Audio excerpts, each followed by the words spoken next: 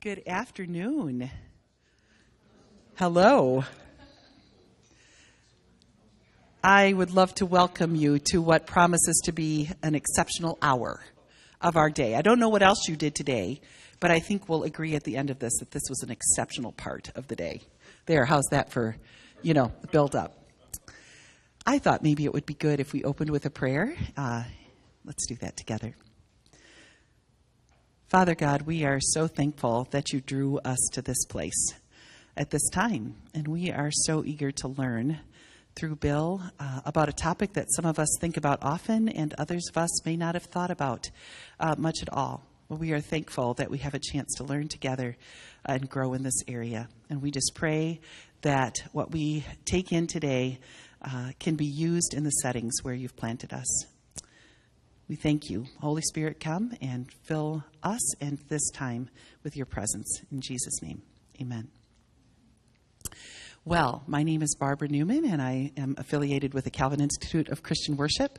But it is my honor today to introduce a dear friend and someone that I have learned from in so many different ways.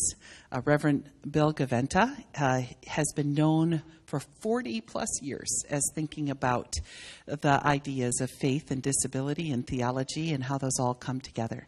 And so when we were brainstorming a topic, I thought, hey, tell us the 10 greatest hits. Because in addition to being the director of the Summer Institute of Theology and Disability, he also writes books like Disability and Spirituality. I have this here, and I know afterwards they're available on the table if people would like to pick one up for purchase. I can help with that too. But I think what I know Bill Gaventa for is his connections. If you want to know what's the best resource to use for persons with dementia, my first email would be, let me check with Bill Gaventa. If you want to know what you want to use and the best resource for navigating through this faith-based seminary course, let's call Bill Gaventa. So we are in for a treat. He thinks I oversell this, but all of the people I know in this world of disability and faith and church would all agree with me that he is the most connected man that there is. So anyway, would you? Yeah. Yeah, that's all. I didn't mention that part. That would have been rude. So anyway, would you help me welcome Bill Gaventa? Thank you. It's fun to be here. I appreciate it, Barb, and thank you all for coming. So Barb, what she suggested to kind of challenge me to do was kind of do a kind of 10,000-foot view while also looking at what's happening in the trenches and the pathways and the byways of ministry and spiritual supports and ethical issues for people with disabilities and their families.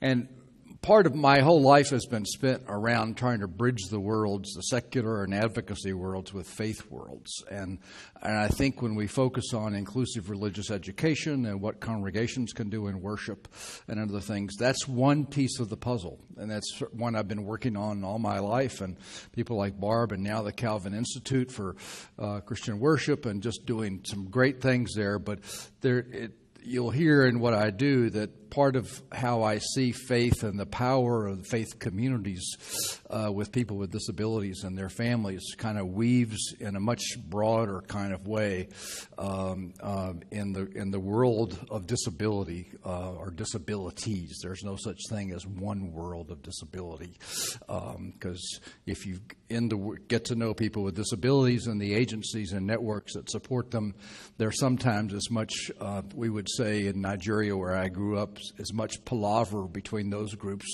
as there are between different denominations or faith groups at times.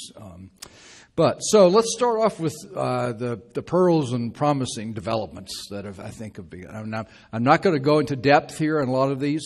So if you have something you want to ask a question, I'm going to try to run through this fairly fast, and then we can come back to questions. There are growing numbers in almost geometrical. I mean, what's not geometrical? When you multiply things, exponential growth in the whole area of inclusive worship services, inclusive congregations trying to be inclusive. When I started 40 years ago, there was hardly anything in that. People who were in ministries with people with disabilities were chaplains of institutions. And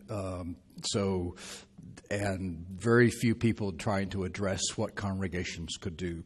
But now there are people looking at that in all kinds of faith groups across Protestant denominations, Roman Catholic, Jewish networks. One of the things that our Jewish friends have been able to do is that Judaism has about 3 or 4 branches, and they don't often talk to each other either, but disability in that world has become a place where they all work together and have every February a National Jewish Disability Awareness Month, out of which they do just all kinds of activities in synagogues and Jewish agencies and others. And Muslim networks in the States. There are now at least three networks in the States where 5 years ago there wasn't any, to help connect families and parents and people in Muslim tradition around disability and faith. Secondly, related to all that, then there's this corresponding exponential growth in resources of books, articles, blogs, websites, in theology and practical ministry and religious education and more. Part of the reason that I know a lot about this is when I first started as a chaplain at one of the old hellhole institutions and was trying to work with congregations, is that there was very little. And so I looked everywhere for what there was and then started trying to collect it and say, okay, so you're a Presbyterian church, you don't have any resources when you went to go over here and use the Methodist and just adapt it to your thing. But now there's just so much more. You have seen things that here in town, Erdman's Press have done. They've been one of the two publishers in this country that have done the most around disability and ministry and theology. The second one now is Baylor University Press, has this series on religion, theology, and disability. And that's where the series that my book is in. More academic series, but it's still a significant commitment. There are two journals related to faith and disability issues. The Journal of Disability and Religion, which I edited for about 12 years, took it from a toddler to a teenager, and now some other editors have taken it, and it's really begun to grow up and have quite a bit of impact. And then there's a journal that's published by Johnny and Friends, the Journal of Christian Institute of Development or something like that. But it's more of an evangelical journal, authors there, but both good really good places for articles and things. And then you've got resource organizations, and I'm coming to the mecca of those resources organizations here, to use another metaphor, with the CLC network here, not far from here, now the Calvin Institute, Western Theological Seminary is doing its graduate certificate in disability ministry. There have been people at Calvin that have been colleagues and friends and resource leaders for a long time. Tom Hoeksema, who used to be here, is retired. But this is a part of the country where a lot of good resources and leadership has come from. And the CRC and the RCA are probably I would commend for being two not huge denominations who have kept full-time people around resources and inclusion and ministries with people with disabilities and their families. Lots of other denominations have folded those into offices where you've got multiple portfolios in one office, which makes it hard to spend a lot of time on that.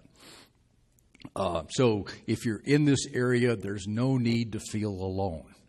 For so often, long time, people who were committed to this in inclusive ministries felt alone in their work, not supported sometimes by their congregations or their denomination or whatever. But now the network, there are multiple networks, and you can get set up to get more blogs and posts and emails than you want, if you want to. But our Summer Institute has a Facebook page. It's got about 1,700 people connected to it now, and which is three times as many as have been to the Summer Institute. So it's, again, ways of sharing resources and things that people are doing.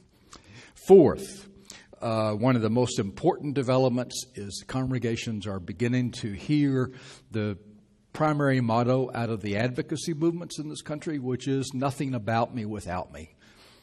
Don't plan for me.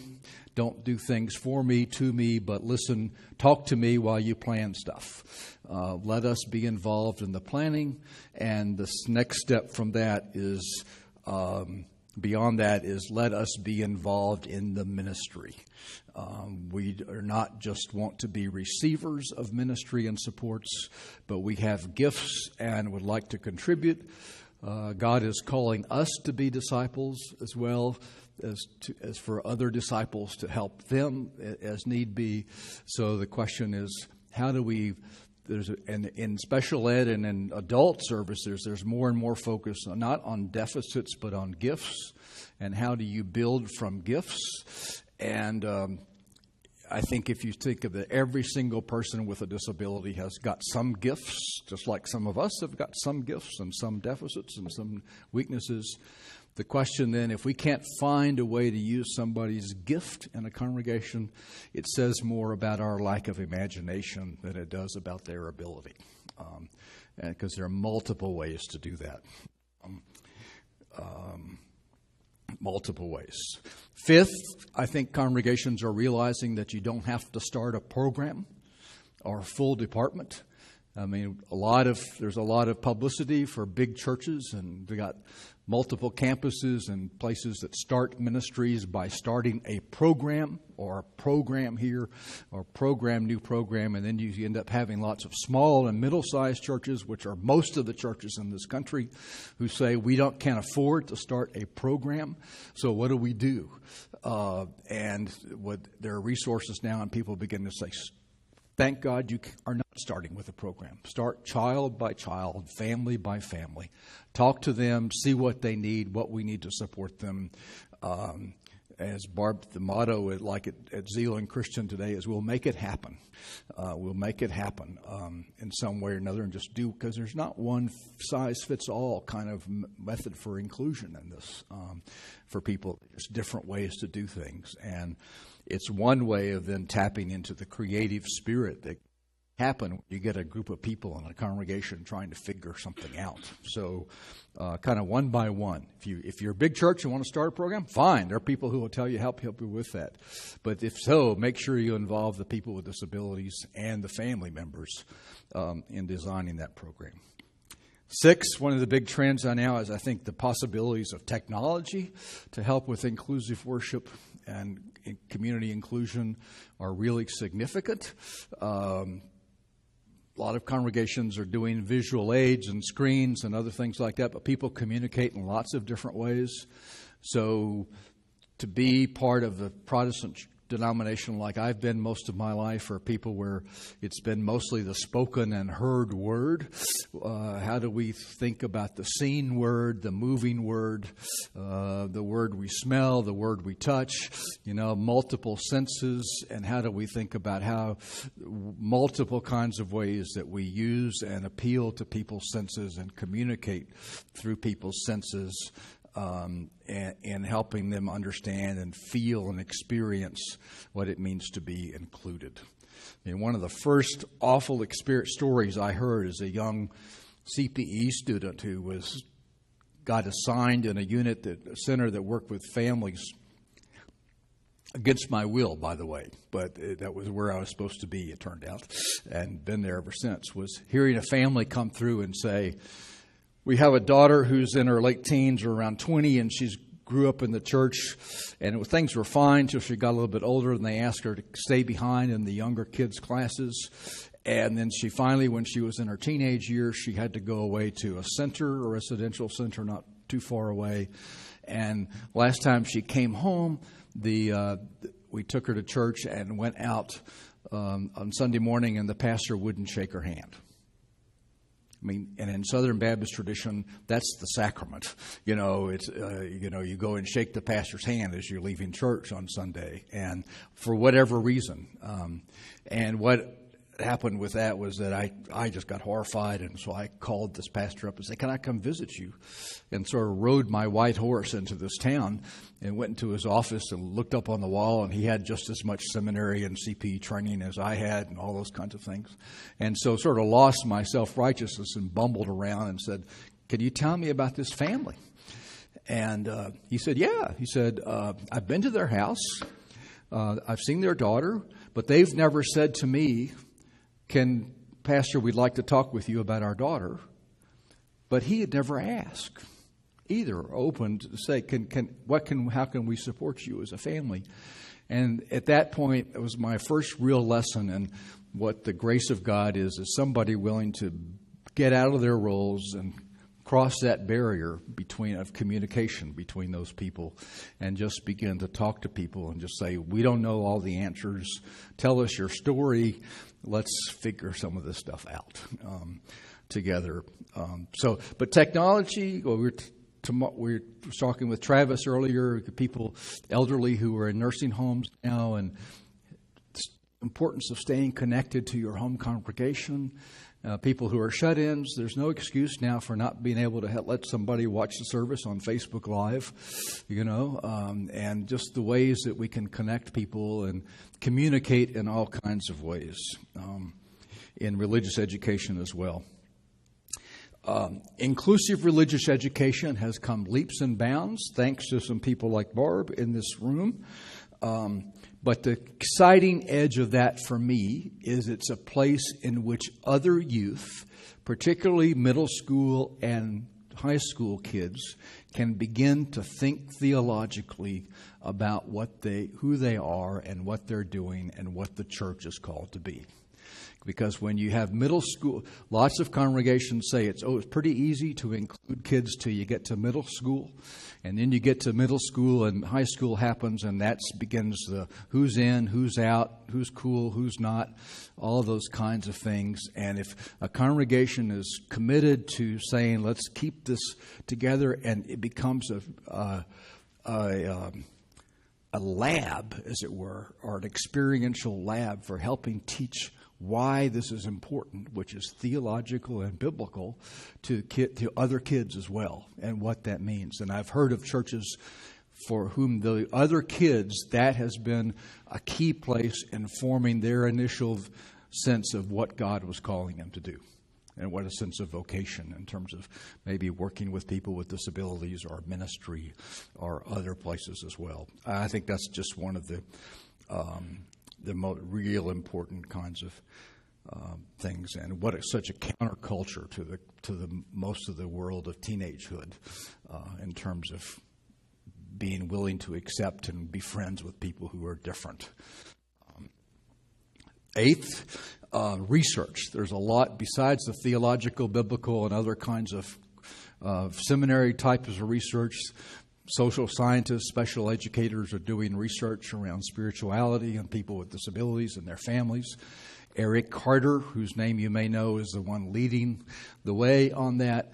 Eric, but what's exciting about this is this research is coming out in professional journals in disability fields. So those journals, which have very rarely seen articles about spirituality or the role of faith communities or things like that, have very rarely they say, well, we know about it, but nobody's done any research. Well, now there is research out there, and showing, in fact, the power of spirituality for families and individuals and what they want.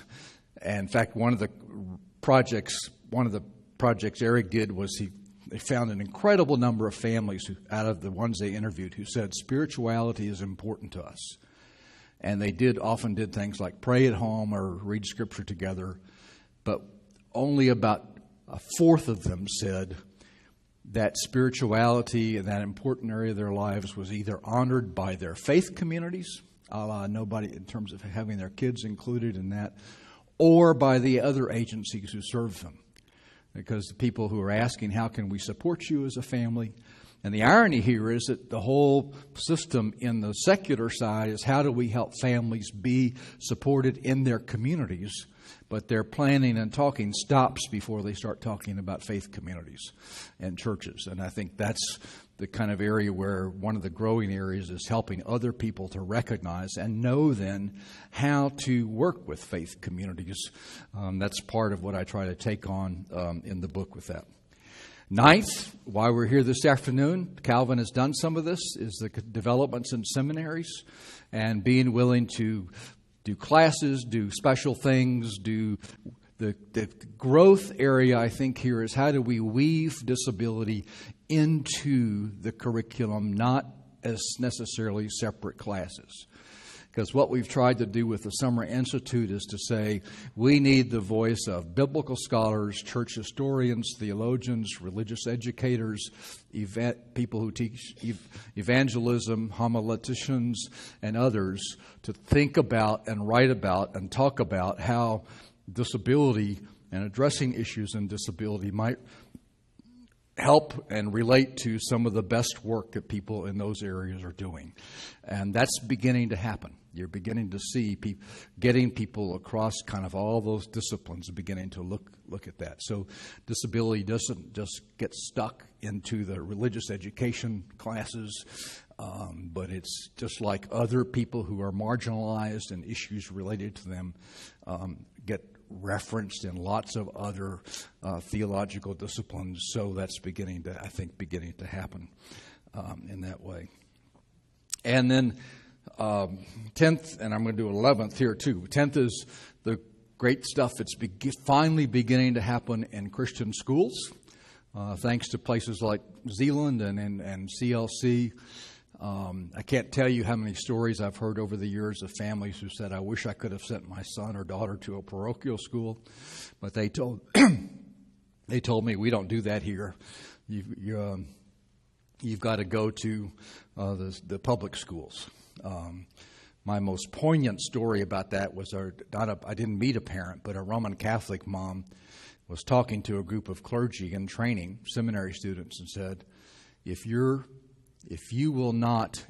parochial school connected to the parish will not include my kid, then don't baptize him. You know, and that comes out of the sense of baptism means the community will bring this support and bring this child up in the life of that community, and that school is considered to be in the life of that community. So you're really at that point asking the question, who does this kid belong to? The family, but the faith family. And if you say, well, no, that kid can't belong here, they've got to go to the public school. Then that's a real loss for lots of families. And then finally, some of the great things that are happening are that there are beginning to be agencies and advocacy groups that are really paying attention to spirituality and spiritual needs and beginning to recognize that paying attention to that area not only helps people in relation to their spirituality, but also is kind of a connection to lots of other things in the community. Excuse me, I've got the thing right here. And some of the good work in that is being done by faith-based agencies who in the last 10 years have begun to ask the question. Most faith-based agencies essentially copied secular agencies in terms of their services and supports. But in the last 10 years, they've begun to say, what does it mean for us to be a faith-based agency? And what does that really mean? And how do we really weave that through the way we treat our staff, the way we hope services can be provided, the way we think about trying to connect people to their own faith communities, rather than just having the services in a group home or in a daycare or a day center. So that's been really, I think, an encouraging kinds of developments.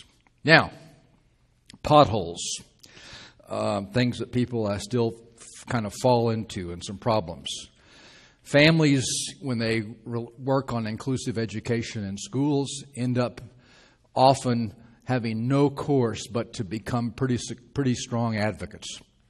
I mean, because it's an adversarial relationship often between families and schools because of the difference between policy and the actual practice.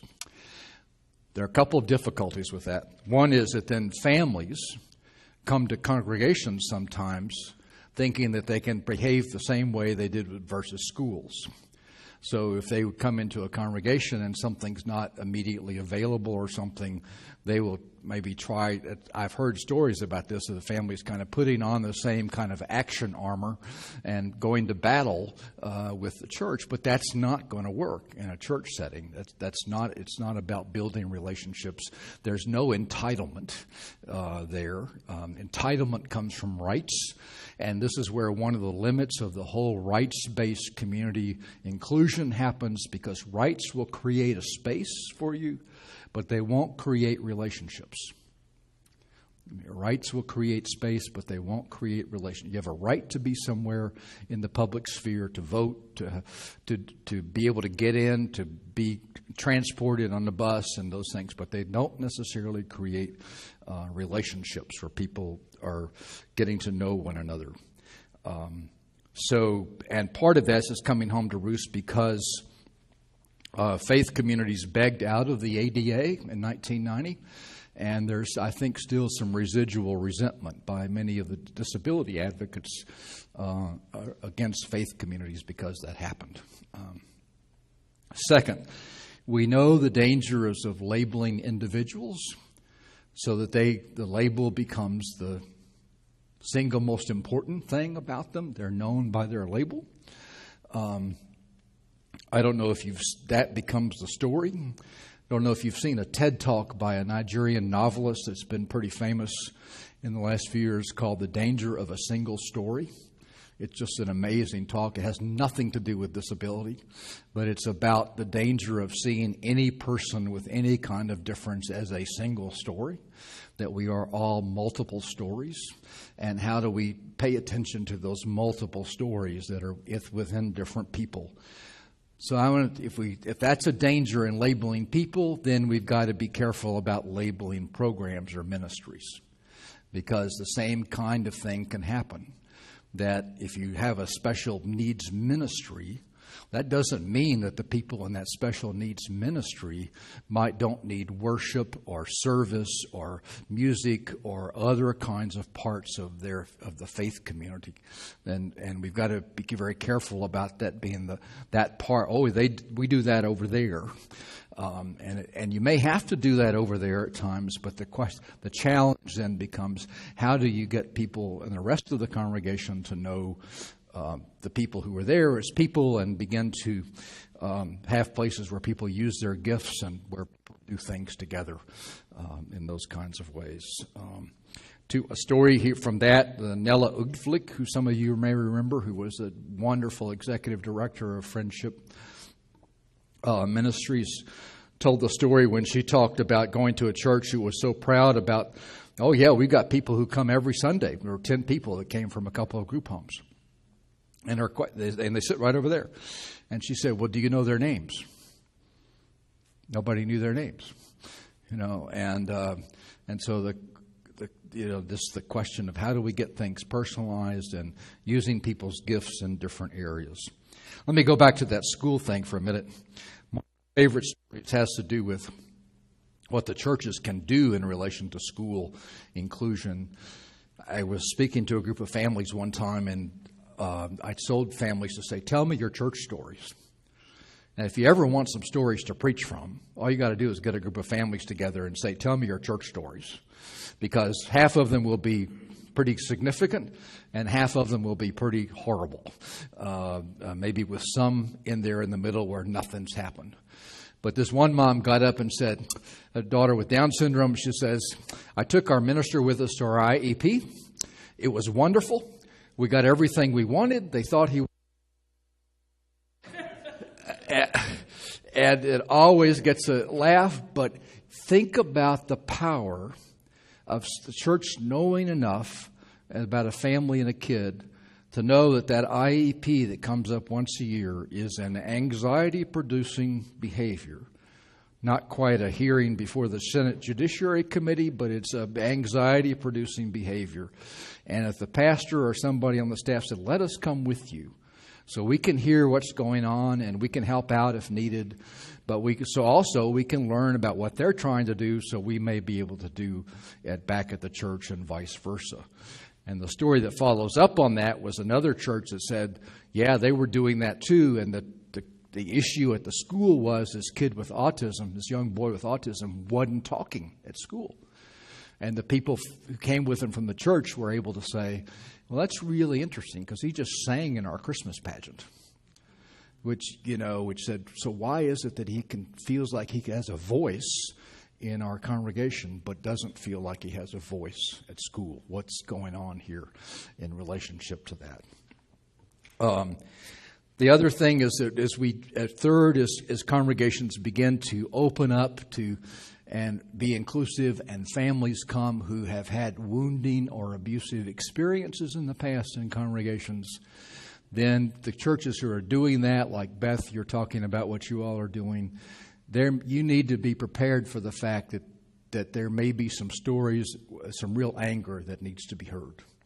And some real caution about trusting what the church is going to do. It's like, there are wounding experiences when families have had people say to them, we don't think your kid belongs here. Like a Catholic mother said to me 40 years ago, when the church rejected my child, they rejected me. And it'd be the same thing for any of us. So those kinds of experiences really burn. And if they've had them, and then people begin to say, "Oh, this church is really doing some cool stuff, and I'll go try that."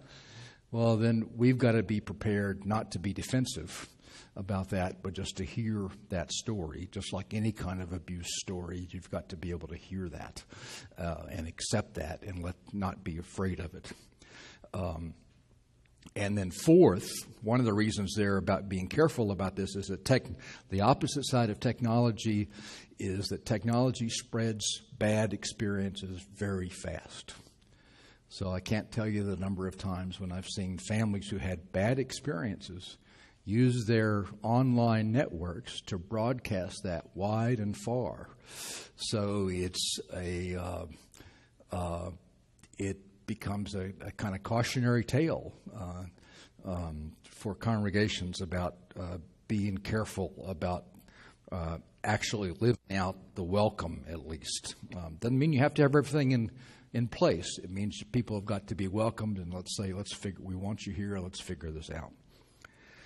Fifth, behavior and discipline is still being equated with moral judgment and with the capacity for reason. Moral character, moral judgment, and the capacity to reason.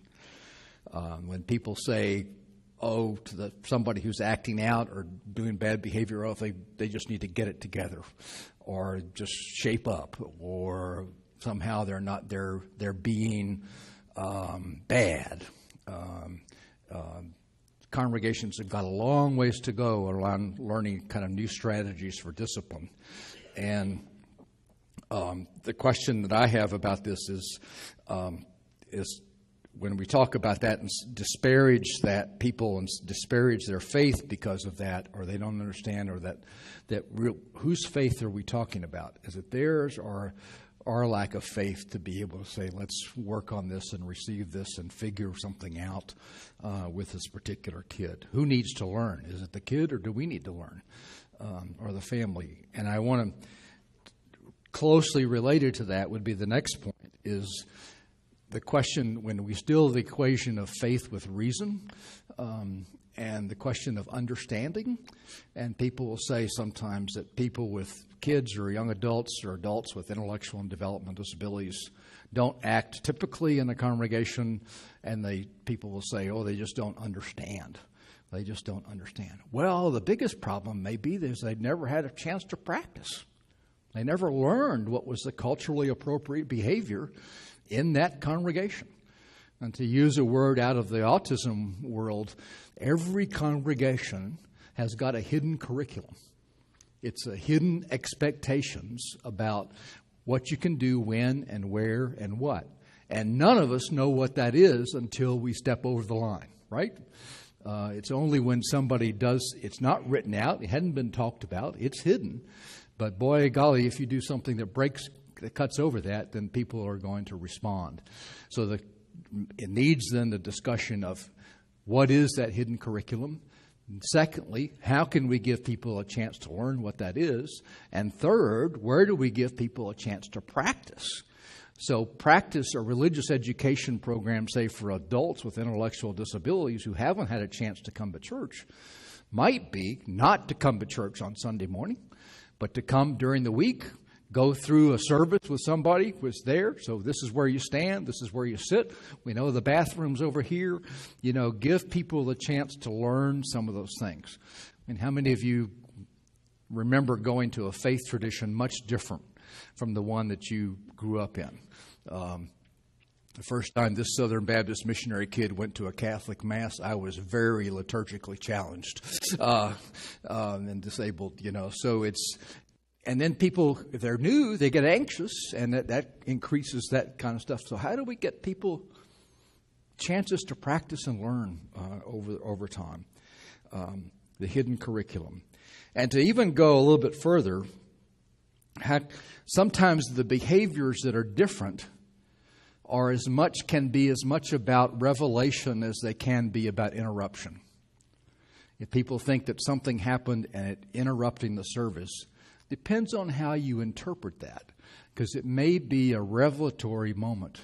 Last night, somebody came up to me and said, yeah, we have this girl in our church who, and one Sunday the pastor said, we're going to sing this song, and this young woman with an intellectual disability shouted out, and that's my favorite song. And the pastor just rolled with it. He said, it's one of my favorites too, and off they went. Rather than making a deal about somebody shouting. And Barb's probably got stories. I've got a ton of stories about things that happen in the context of worship that may be somebody's attempt to participate, but it's just not interpreted that way. And some of them can be incredibly funny. There was an old friendship ministry story about a young woman joining the church with her mom, and the pastor was asking them the questions, and I don't know what the CRC or RC questions are, but it was something like, do you love Jesus? And yes. Do you know Jesus loves you? Yes. Do you pledge to do this? And the young woman turns to her mother and says, do I have to take a physical for this too? And my favorite was Baptist tradition. I got contacted by a family, this was a long time ago, but their son wanted to be baptized in a Baptist church. And the pastor said, no, you don't need to be baptized. You're already in, which is this old holy angels thing. You don't need to go through this rite of passage. You're innocent. God's already got you in. You don't have to worry about that. And that's not what he wanted, though. And finally, they were able to get a pastor to do a baptismal ceremony, but not during the regular service, which is the typical Baptist time to do it. And the people who were there, they were in the baptismal pool, and they did the baptism, and Tim, his name, got out, and somebody said, look at that line around the edge of the pool, where the water went up and water down. And it could look dirty, right? And the young guy with Down syndrome said, yeah, that's my sin. And the tragedy in that situation is that the whole congregation didn't hear that. Because if there's anything Baptist, it's about your sins being washed away, in the baptism about that. So, again, the multiple modes of communication and the importance of rites of transition and rites of passage in that. Tom Reynolds, who's a theologian at Toronto, has an even more provocative thing where he says, can we learn to interpret provocation as invocation? Can we learn to interpret when people do provocative things sometimes in our faith communities as an invocation, a cry for help? This is not working for me, and I need something else. And this is where the whole secular world, and Barb would know this, and because you've got the behavioral folks, the whole world of positive behavior supports has something to teach congregations to say that all behavior is communication. And most of that behavior is either to get something or to get away from something. And how do we figure what that is? And how do we teach somebody a way to get what they need without doing something that's provocative? So can we hear the invocation, their plea for help in some of those kinds of anxious behaviors or other things that happen at times? There are, seventh, I think, unfortunately, some new forms of faith healing, and not just in churches. I mean, I think people with disabilities don't fare very well in prosperity gospel churches around healing kinds of things. If you've heard stories of people who've been the person who the congregation thought they should try to heal them, and kept on wanting to do that over and over again, and then ended up blaming the person for not having enough faith, then those become traumatic experiences. But that also happens in the secular world when people say to families, if you try this therapy, it will really help. But you've got to religiously practice this therapy. And if it doesn't work, well, it's because you didn't believe in it enough and practice it enough. Or families get told sometimes, did you work on inclusion during school years and inclusion? And then people say, yeah, we did. But then their inclusion advocates will say, well, you must not have worked on it hard enough. So it ends up blaming people for not doing things, quote, the right way to make things better. And the hurt is the same. The hurt is the same thing. Eighth would be the assumptions that faith communities sometimes make about secular agencies and advocacies. All of their staff are often people, lots of them are people who've come out of faith traditions, but have moved in other directions of human service, partly because of their own faith journeys or for one reason or another. They get into college and then start working as a social worker or a vocational therapist or a nurse or a doctor. You're getting into professions which say you've got to separate your faith from your professional practice, and then they hear the stories and the oral tradition about what churches have done. We just got to remember that people who work with agencies are people too, and like direct care staff who may accompany people to church, these are people who are often lost as much as the person with a disability, because they may be an immigrant or they may not ask to take somebody to a fairly well-to-do church in a certain part of town, and they're not from that part of town at all. We've just got to pay attention to how we welcome staff and the people who support people in the same way we think about welcoming people with disabilities. And again, the pothole we've already mentioned about planning without including. And 10th would be what I call the pulpit ceiling. We're beginning to help people with disabilities be leaders in faith communities, but except when it comes to the pulpit. And that people with disabilities going to seminaries have a real struggle about finding places to work and positions where they can be in ministry as well. So let me name a couple of several challenges. Those are kind of some challenges. The continued struggle with language, what words to use. It's very frustrating to my wife about the ways that the language changes in the world of disability and which words you're supposed to use and not use. And when you don't know what to use and you're working with individuals and families, ask them what words they want to be used. Just ask them. And it may be just their names, but, ask them about that. And because good relationships will help lighten people up.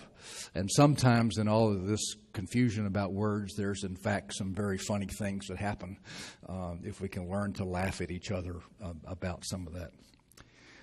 Challenge: what happens the other 6 days of the week for families and individuals with disabilities? And that's related to advocacy, going to IEP meetings, friendships, respite care, employment, vocation. There are resources to help in each of those areas. One of the most exciting things that happened to me today was Barb took me by the CLC office, and there's a new program in town that's using their space for a little bit called 26 Plus, and it's trying to help young adults find jobs. And I said, well, do you know about the Putting Faith to Work program? Which is a program that I and Eric Carter and numbers of others worked up, and we got a manual on that based on the kind of model that a circle of people in a congregation who know somebody can use their social capital to help somebody find a job, because most of us get jobs by networking, not by applying for things. And he walked over and picked it up off his desk and said, oh, that's what this is based on. I went, it's like, so glad to see somebody try to take something and run with it. But the employment rate in this country for people with disabilities hasn't budged in 30 years for the most part. And so think about what could happen if every congregation helped somebody with a disability find a job. Intersectionality, listen to carefully that their disability is a major part of homelessness, poverty, housing, healthcare, environmental issues. You look at all of those issues, there are issues related to people with disability in them, lack of housing. The thing that disability equates with most in this country and around the world is poverty. If you want to say disability equals something, it's poverty. And that comes with the job stuff, that comes with a variety of other things, but when and all kinds of cost and et cetera. Fourth would be faith communities learning how to deal sensitively with sexuality. And there are some materials on that. Again, Friendship Ministries did some good things there.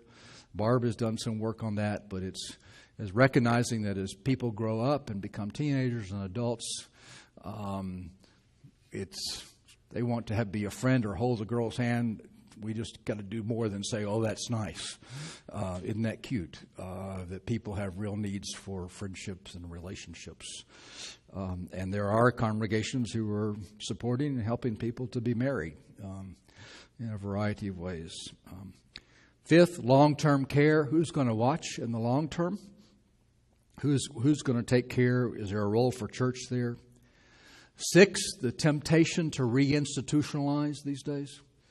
A lot of people don't have housing for young adults, and there's a fair number of groups around the country who are thinking that they need to build some villages or some places kind of apart from where people they know can get good care and be together in a community and so on. And it's hard for them to hear that that's the same way institutions started in the 1800s. And it's hard for disability inclusion advocates to look at that without yelling at them and listen to what their needs are and listen to the families carefully, because that's also a statement about the failure of some of what is there now in public services and supports.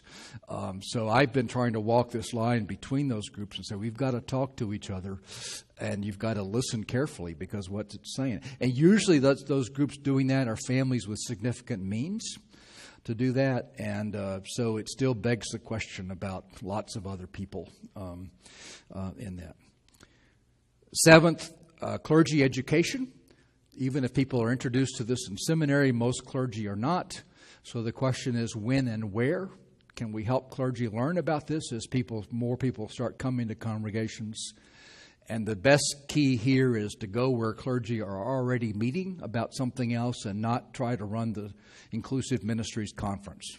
I can't tell you how many Inclusive Ministries conferences I've run.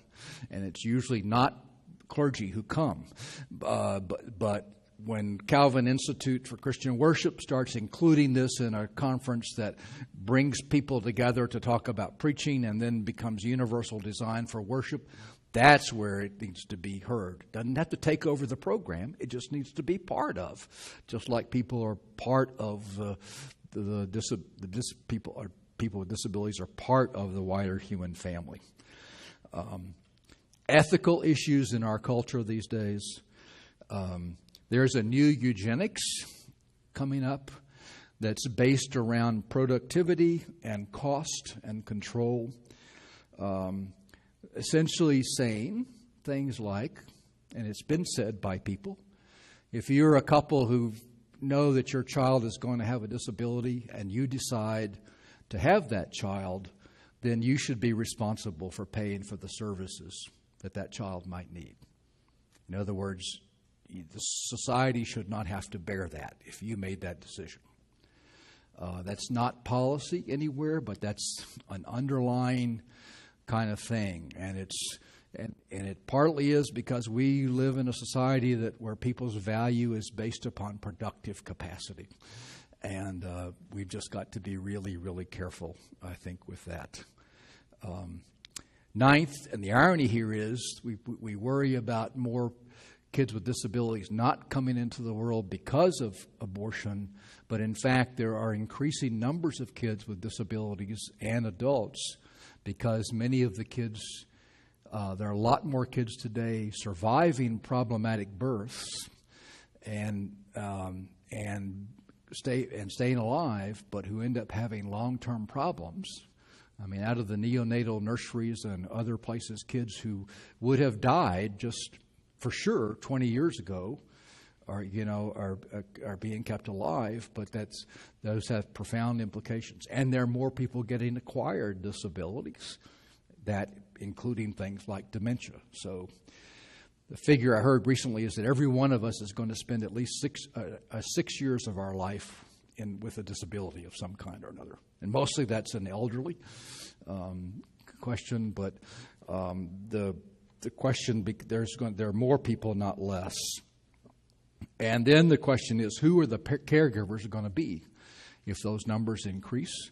When baby boomers like me get into the part where I need caregivers, this whole wave of us, and we can afford to maybe pay more for caregivers who make nothing right now, and that's going to take caregivers away from services for people with disabilities, I think, because we don't have enough people who are willing to go into this area or see it as a vocation or a call, because people can't afford to live off of that, which really is one of the things that makes me the maddest when you hear people say, well, people who work in those kinds of jobs just need to work harder. And most direct care staff that I know work at least one job, or one and a half or two, and they can't live off of that money. So it has implications for what we pay in the long run, of course, and as a society pay, but it's a real question. And especially these days, and it's even worse right now because, like in New Jersey, most of the direct care staff are immigrants. And if we're trying to cut back on immigrants, then I think we're in even more trouble. And then the final thing would be, in the world of disability, just like in the world of faith and doctrine and dogma, there are lots of arguments and people disagreeing. And there are people in the disability world who argue a lot too. There's as much dogma and doctrine in the world of inclusion as there is in the faith world sometimes. And so that begs the same question of, where do we provide a space where people can talk to each other, a safe space where people can talk to each other, and church may be that. The church may be that kind of place where people can bring families together as and others, and let's really talk at these issues and see what's possible. And I think one of the greatest things that's kind of missing is the kind of voice of the church in the wider system. And the example. But that's changing. That's changing. We're beginning to point to people in enough ways. So those are my lists of 10. Let's open it up for some questions or comments. What did I miss? This is being recorded, so I will bring this microphone around if you have a question. Or a response. I wondered if you would say something about the prevalence of abuse situations, and if that is also, or even more true with people with disabilities, that they are victims of abuse. I don't know the facts exactly, but the chances of women with disabilities being sexually abused is significantly higher than it is for other women. And then and other kinds of physical abuse. It used to be that was one of the worst things about institutions. That one of the markers about institutions and about the terrible care was cases of abuse and cases of unexplained deaths in institutions. And most of those were fairly quiet, but those became markers of quality of care.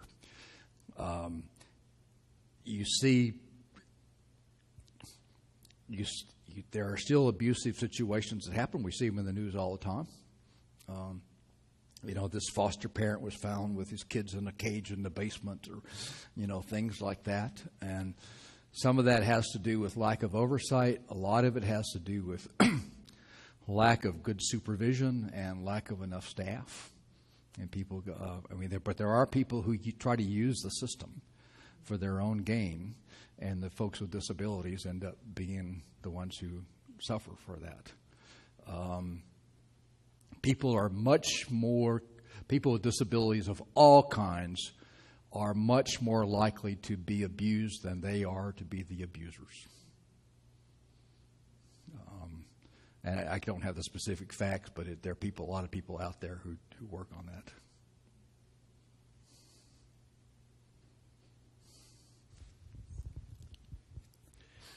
We often talk about a continuum of care, and one of the things I'm wondering about as a challenge is maybe the interruptions in care, because there are often a lot of agencies or different connections that provide support throughout a lifetime for a person. You talked about schools, and you talked about secular agencies.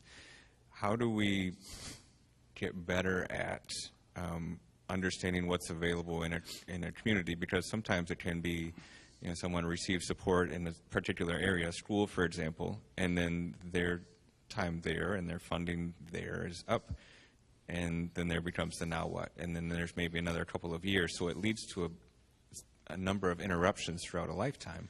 And how do we help that's the biggest.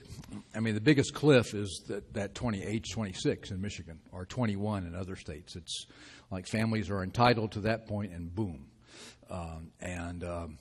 and so that's the whole area of transition between school and adult life is just a crucial area, and a lot of people doing work on it. But it's and that's where I think the role of faith communities has a role in terms of advocacy and walking with families and helping to figure out that journey, and being willing to be the people who come with people. A story out of Atlanta a few years ago. There was a woman an African-American woman with multiple disabilities, who lived with her mother in a very poor setting for a long time. They were connected to a small Episcopal church. The mom died. The mom had never registered her daughter for Social Security benefits. And so they went to the Social Security office and said, we need to have her be able to receive Social Security. And Social Security said, she doesn't exist. Essentially said, she doesn't exist. And the church said, yes, she does. And they fought back and forth. And finally, the church took about 30 people one day to the office with her and said, she exists. We know her. This is her name. You guys have got to do something. So it was that, that kind of people with disabilities are often don't have a lot of power at the hands of any system. And to have anybody walking with them that says to the system, there's a group of people out here who care about this person, is just a kind of huge, could be a huge benefit. And you don't have to know everything about where all the services are. There are referral systems and referral banks. And one of the things I hate most is that you see somebody else saying, oh, there are so many referral banks, we need to have another referral system for all the referral systems and all this. So people get referred all over the time, but nobody's doing anything. So that's, how do we help that to put the money where it really needs to be used? That was helpful. Would you agree with me? Thank you so much, Bill, my pleasure. for being here and for sharing this 40 plus years of wisdom in a very short amount of time. But thank you so much. If people have some other questions, are you willing to Sure, do that? If absolutely. I promise to go buy those Absolutely. books, if people would Yeah, want to purchase absolutely. one. And I think you mentioned cash or check and The book. they're And you don't have to $25. get it today if you want to, but the book is an attempt to weave stuff together I've been working on all my life and reuse it. It's about trying to integrate. Essentially, you go to the world of disability, and they say, what's spirituality? When you go to the world of spirituality, they say, what's disability? And what I've said, if you start trying to figure out what spirituality means, you end up in the world of disability. Because spirituality comes out of those liminal places where we meet our limits at times. And if you try to understand disability, you end up in the world of spirituality. Because disability, mostly the most important parts about disability now and the ways some of the models of that look at it is what impedes people's right and capacity to participate. And what do people think about it, both socially and people themselves. So there you're talking about values and beliefs and perceptions, not just physical needs or social a social model of disability about barriers and rights. But it comes down to attitude. And so they really need to be seen as part of the same circle and not two different worlds. That's what I try to do with it. So thank you all. Thanks for coming.